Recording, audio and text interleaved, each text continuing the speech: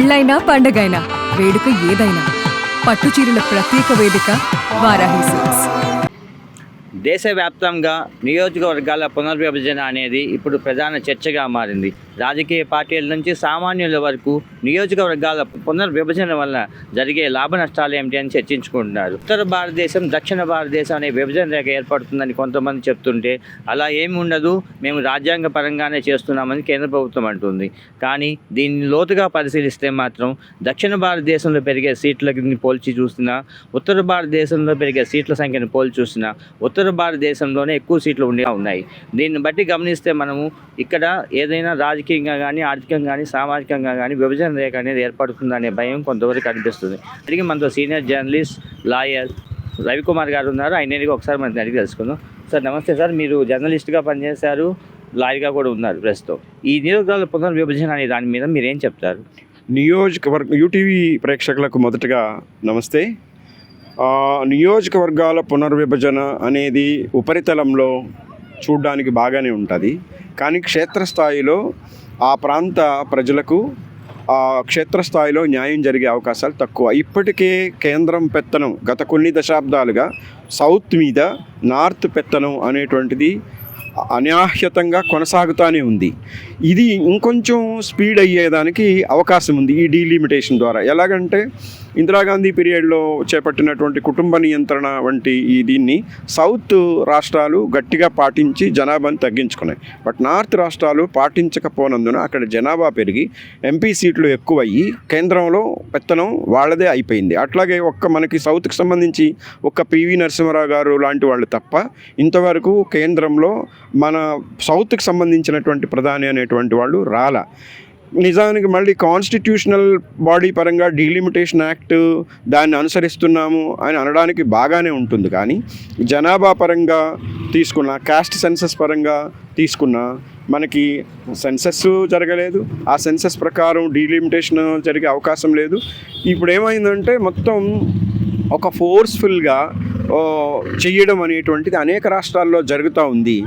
దానివల్ల అనేక ఉత్తరాది అంటే బీహార్లో అట్లాంటి చోట్ల ఎస్ఐఆర్ లాంటి దీని ద్వారా కొంతమంది ఓట్లు తీసేయడం జరుగుతూ ఉంది. దానికి ఇంకొక రూపంగా సౌత్లో డీలిమిటేషన్ అనేటువంటి ప్రక్రియని చేపట్టడానికి కేంద్రం సన్నద్ధం అవుతోంది. అయితే ఇది బలవంతంగా కనుక చేస్తే ఇప్పటికే తమిళనాడు, కేరళ, కర్ణాటక లాంటి రాష్ట్రాలు పూర్తిగా కేంద్రం పెత్తనాన్ని వ్యతిరేకిస్తున్నాయి. బుల్డోజింగ్ అంటే సిస్టమ్ని బుల్డోజింగ్ చేయడం అనేటువంటి దాన్ని వ్యతిరేకిస్తున్నాయి. ఖచ్చితంగా వాళ్ళు కనుక బలవంతంగా ఈ డీలిమిటేషన్ ప్రక్రియను కనుక చేపడితే దక్షిణ భారతదేశం అనే డిమాండ్ కూడా ప్రజల్లో వెల్లువెత్తే అవకాశం స్పష్టంగా కనపడతా ఉంది. ఇంకొక మాట, ప్రధానంగా ఇప్పుడు ఈ నియోజకవర్గాల పునర్విభజనలో మహిళలకి 33% రిజర్వేషన్ కల్పిస్తున్నాము. దీనివల్ల మహిళా సాధికారతకు కూడా ఒక మార్గం ఏర్పడుతుంది. మహిళలకి 33% రిజర్వేషన్ ఇవ్వటం వల్ల సీట్లు పెరుగుతాయని అంటున్నారు. ఇట్లా సీట్లు పెరుగుదల అనేది మనం ఏ విధంగా చూడాలి? 33% మహిళలకు 33% రిజర్వేషన్ల బిల్లుని వీళ్ళు ముందు పార్లమెంట్లో ఆమోదించమనండి, దాన్ని చట్టంగా చేయమనండి. దాన్ని చట్టంగా చేస్తే అప్పుడు వాళ్ళ యొక్క చిత్తశుద్ధి ఏమిటనేటువంటిది బయటపడుతుంది. నువ్వు ఒకవైపు అంటే మహిళా ఓటర్లని పోలరైజ్ చేయడం కోసం ఎన్డీఏ చేసేదానికోసం చేస్తున్న నినాదం తప్ప, చూడండి కోవిడ్ హయాంలో అనేక చట్టాలు గంపగొత్తగా అనేక యాక్ట్లు చట్టాలుగా చేసుకున్నారు వీళ్ళు. అటువంటప్పుడు అదే సందర్భం, ఇప్పుడు లేబర్ యాక్ట్స్ ఉన్నాయి, లేబర్ యాక్ట్స్ని అనేకం రద్దు చేసేసారు, 4 లేబర్ యాక్ట్స్గా చేసేసారు అనేక వాటిని. ఒకవైపు నార్త్ రైతులు పోరాడుతూ ఉంటే వ్యవసాయ చట్టాలని రద్దు చేసి వాళ్ళ ఉద్యమాన్ని తీవ్రంగా అణిచివేసి చేసినటువంటి వీళ్ళే మీరన్నట్టు మహిళా రిజర్వేషన్ సంబంధించినటువంటి బిల్లుని యాక్ట్గా చేసి అప్పుడు నిరూపించి ఈ మాట మాట్లాడితే బాగుంటుంది. నిజానికి ఉమెన్ రిజర్వేషన్ బిల్లు చిరకాలంగా అలా మూలనబడి ఉంది. వీళ్ళకి కనుక చిత్తశుద్ధి ఉంటే మొదటిగా దాన్ని చట్టం చేయాలి, చట్టం చేశాక డీలిమిటేషన్ వైపు ప్రయాణం చేయాల్సినటువంటి అవసరం ఉంటుంది. ఇంకొకటిసారి ఇప్పుడు మనం ప్రకాశం జిల్లాలో చూస్తున్నాము. ప్రకాశం జిల్లాలో కూడా సీట్లు పెరుగుతాయని అంటున్నారు నియోజకవర్గాల పునర్విభజన జరిగితే. ఒకవేళ పెరిగితే ఏ విధంగా పెరగవచ్చు మీకున్న అంచనా ప్రకారం? పెరగటం వల్ల ఇక్కడ ప్రాంత అభివృద్ధికి దోహదం చేస్తుందా? మన భారతదేశం మెన్ ఓరియంటెడ్ ఆలోచనలతో ఉండేటువంటి దేశం. ఉమెన్కి సంబంధించి, ఉమెన్ ఈక్వాలిటీకి సంబంధించి, మహిళా సాధికారతకు సంబంధించి కాన్స్టిట్యూషనల్గా ఉన్న ప్రొవిజన్సే సరిగా అమలు జరగటం లేదు.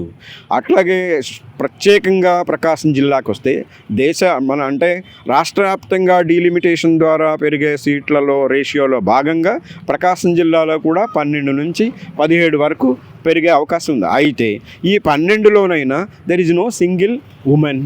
ఈ 12 అంటే యాజ్ ఇట్ ఈజ్గానే పార్టీలు ఉమెన్కి అసలు అవకాశం కల్పించటం అసలు అక్కడ దాకా కూడా కాదయ్యా. ఏపీలో ఒక్కొక్క జిల్లాకి ఒక్కొక్క మహనీయుల పేర్లు పెట్టారు. There is no single women ఇందులో. ఈ మహనీయుల పేర్లలో ఒక్క మహిళ గొప్ప మనిషి కూడా మనకి కనపడల. అంటే ఎట్లా ఉంటుందంటే తామర మామూలుగా బయటకేమో తేనె ఉంటుంది, లోపలేమో విషం ఉంటుంది. ఇది ఉమెన్ ఇష్యూ పట్ల సేమ్ మీరన్నట్టు నియోజకవర్గాల పునర్విభజన జరిగి మహిళలకు సీట్లు పెరుగుతాయి అని అనేటప్పుడు 12లో కనీసం ఇప్పుడున్నటువంటి 12 నియోజకవర్గాల్లో కనీసం 3-4 అయినా ఉమెన్కి ఇచ్చి ఉండాలి కదా. అంటే బేసికల్గానే ఇవ్వని వాళ్ళు రేపు పెరుగుతాయి అనేటువంటి అవకాశం, లేదా పెరిగితే ఇస్తామనేటువంటి ఒక ఛాన్స్ కూడా అది మనకి ఊరికే ఎండమావి లాంటి నినాదమే అని చెప్పి నేనైతే అనుకుంటున్నాను.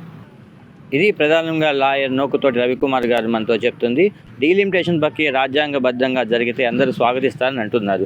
దీంతో పాటు ఉత్తర భారతదేశానికి అధిక ప్రాధాన్యత లభిస్తుందేమనే భయం, అనుమానాలు ప్రజల్లో ఉన్నాయని ఆయన చెప్తున్నారు. దక్షిణ భారతదేశంలో పెరిగే సీట్ల సంఖ్యకి, ఉత్తర భారతదేశంలో పెరిగే సీట్ల సంఖ్యకి ఖచ్చితంగా కూడా తేడా ఉంటుందని, సీట్ల సంఖ్య పరంగా చూస్తే పార్లమెంట్లో ఏదైనా బిల్లులు ఆమోదం పొందాలి అంటే సీట్ల సంఖ్య ప్రామాణికం అవుతుందంటారు. కేంద్రంలో ఏ పార్టీ అధికారంలో ఉంటే ఆ పార్టీ ఉత్తర భారతదేశం మద్దతుతో ఆ బిల్లును గెలిపించుకోగలదు. ఆ విధంగా పార్లమెంట్లో కూడా దక్షిణ భారతదేశం వాయిస్ పడిపోయే అవకాశం ఉందని అంటున్నారు. వీడియో జర్నలిస్ట్ సూరజ్తో లక్ష్మీనారాయణ, యూటీవీ న్యూస్, ప్రకాశం జిల్లా.